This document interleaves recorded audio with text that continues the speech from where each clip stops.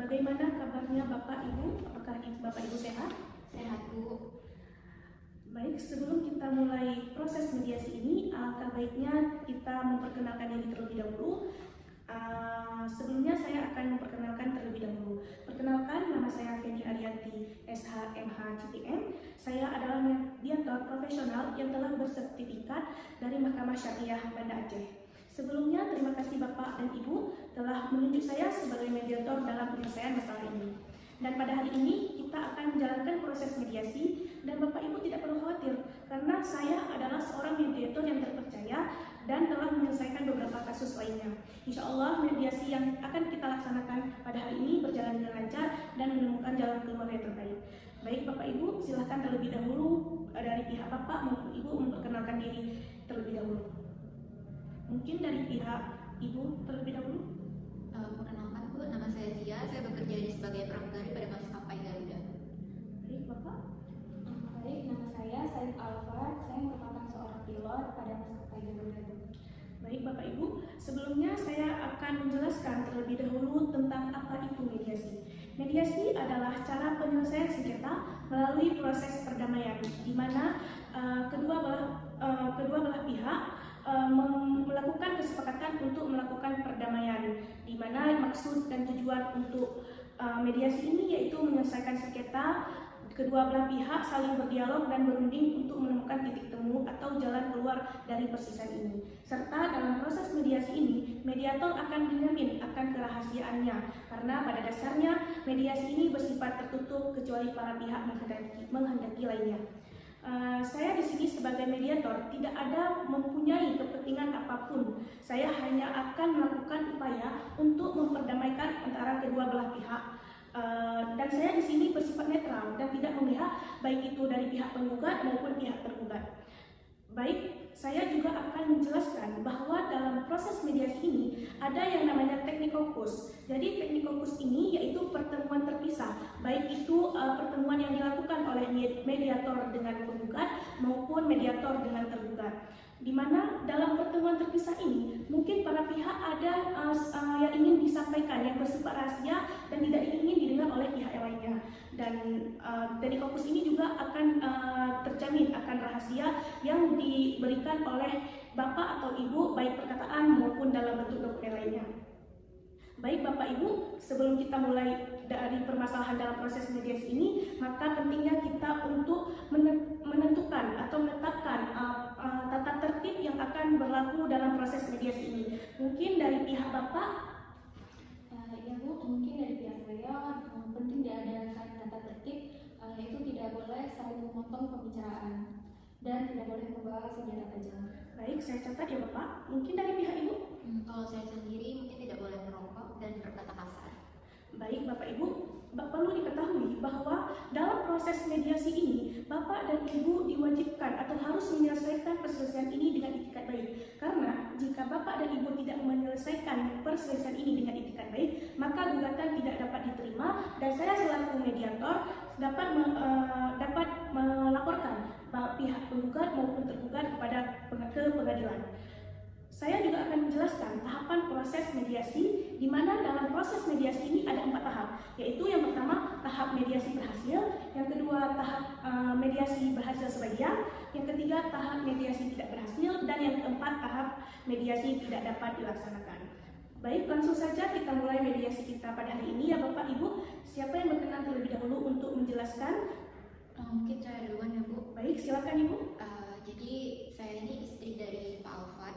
Ya, saya ini dulu bekerja sebagai pramugari dan Pak Alfat suami saya dia bekerja sebagai pilot. Nah setelah kami berumah tangga dan saya melahirkan anak, dia menyuruh saya untuk berhenti bekerja di posisi saya sebagai pramugari di maskapai Garuda dan memfokuskan diri saya untuk menjaga anak-anak saya.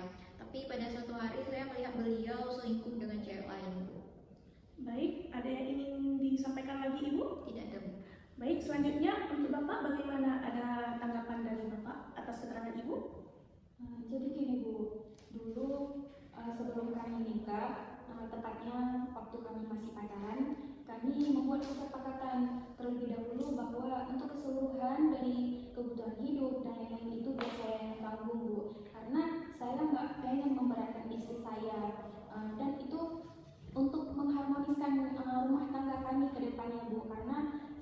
berpikir biar saya aja yang nggak ada di rumah, jangan istri saya juga, karena nanti kasihan anak kami yang nggak akrab, yang nggak dekat sama keluarga.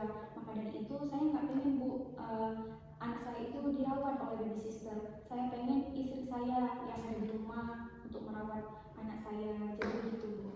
Baik Bapak, karena saya telah menjelaskan keterangan dari Bapak, selanjutnya saya akan bertanya terlebih dahulu kepada Ibu Zia. Ibu Zia, apakah dalam hati Ibu yang paling dalam, Ibu tidak sayang lagi kepada Bapak Alfat? Sebenarnya saya masih sayang Bu, tapi yang namanya selingkuh ya tetap selingkuh.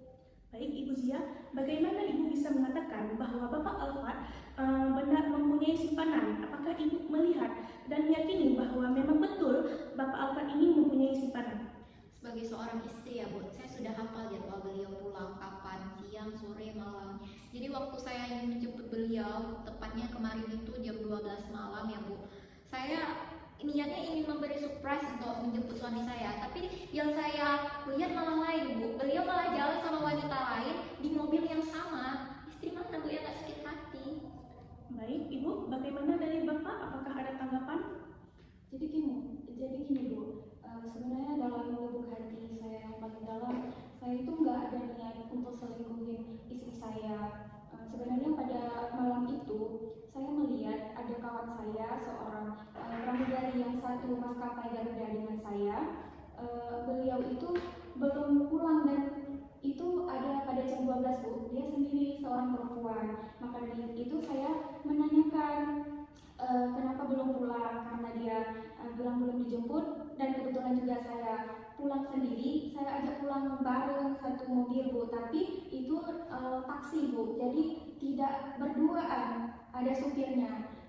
Dan di situ saya tidak ada niat untuk selingkuh Ibu, karena saya hanya membantu kawan saya karena dia seorang perempuan dan itu sudah di jam 12 malam. Saya hanya berniat untuk membantu dia Bu, dan saya tidak ada niat untuk selingkuhin istri saya Bu.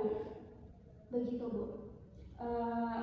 Dan istri saya juga tidak mengabari saya kalau dia itu ingin menjemput saya. Makanya saya langsung pulang dari taksi Bu. Kalau seandainya mungkin istri saya mengabari saya ingin menjemput saya, mungkin saya bakalan menunggu dan menunggu istri saya dan pulang bersama istri saya, dan saya tidak akan mengantarkan dan memberi pertolongan kepada si kawan saya perempuan itu Bu. Jadi intinya Bu, saya tidak ada niat untuk berselingkuh. Mungkin istri saya itu karena masih dalam keadaan hamil, dia terbawa emosional dan itu nggak bisa dia kontrol, sehingga setelah kami sampai di rumah, istri saya itu marah-marah dan mengusir saya dari rumah. Bayangin Bu, padahal saya pulang dalam keadaan capek di jam tengah malam, dia malah marah-marah. Jadi saya pun jadi terpancing emosinya Bu, karena istri saya begitu memperlakukan saya gitu kan Bu. Siapa yang nggak marah Bu? Makanya karena istri saya sudah marah-marah, saya memilih untuk tidak bertengkar dan saya memilih untuk tidur di hotel pada malam itu Bu. Jadi, apakah sebelumnya Bapak Alfat menjelaskan tentang kejadian di bandara itu kepada Ibu Zia? Sebenarnya saya udah berusaha buat ngejelasin ke istri saya ya Bu ya, tapi karena istri saya masih marah sama saya, dia nggak mau dengerin penjelasan dari saya Bu. Begitu Bu. Baik Pak, cukup. Sekarang saya ingin bertanya kepada Ibu Zia. Ibu Zia, mungkin Ibu salah menanggapi kejadian yang terjadi pada malam itu dikarenakan dari penjelasan Bapak Alfat bahwa Bapak Alfat tidak ada niat untuk berselingkuh. Namun mengingat waktu itu udah jam 12 malam dan Bapak Alfat melihat temannya seorang pramugari belum pulang, mungkin Bapak Alfat hanya niat untuk mengantarkan temannya pulang. Jadi bagaimana Ibu yakin bahwa Bapak Alfat ini mempunyai simpanan? Baik Bu, kenapa saya bisa mengatakan hal tersebut ya Bu? Sudah saya jelaskan kan, saya sudah lihat beliau pulang dengan wanita lain. Dan kenapa saya marah dengan beliau pada saat beliau pulang, beliau malah responnya itu waktu masuk ke dalam rumah dia bilang saya tidak selingkuh gitu, langsung dia keluar dari rumah Bu. Saya marah Bu. Baik Bu Zia, mungkin pada malam tersebut karena Ibu sedang dalam keadaan marah, emosi Ibu tidak stabil, dan juga kepada Bapak Alfat, pada saat malam itu lebih alangkah baiknya Bapak tidak meninggalkan rumah begitu saja, dan harap kedepannya kepada Bapak Alfat untuk tidak bersikap demikian. Dapat dimengerti Bapak dan Ibu? Mengerti Bu. Mengerti Bu.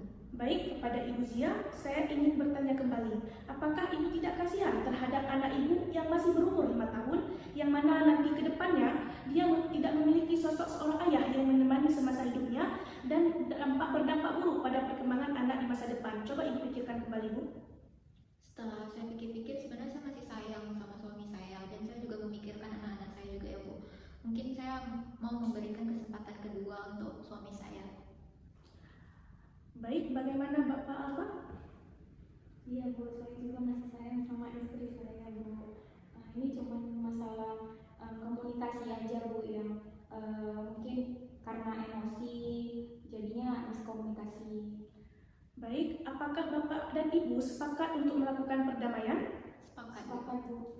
Baik, Bapak dan Ibu sekalian, karena sesuai dengan kesepakatan yang sudah Bapak Ibu sepakati, saya harap Ibu dan Bapak setelah proses mediasi ini selesai, Bapak dan Ibu tidak menaruh rasa dendam secara personal atau pribadi. Maka dengan berakhirnya proses mediasi ini pada hari ini, saya akan membuat berita acara bahwa proses mediasi pada hari Rabu 10 Desember 2023 pada pukul 10 pagi saya menyatakan berhasil. Dan untuk itu, sengketa ini saya tutup. Terima kasih kepada Bapak dan Ibu atas waktunya. Mohon maaf apabila selama proses mediasi ada kesalahan atau kekurangan dari saya. Sehat selalu Bapak dan Ibu. Semoga masalah ini cepat selesai. Diharapkan kepada Ibu untuk saling bersalaman, dan sebagai bukti setelah kegiatan mediasi ini berhasil, mari kita berfoto bersama kepada Bapak Ibu untuk menunjukkan surat kesepakatan dari proses hasil mediasi.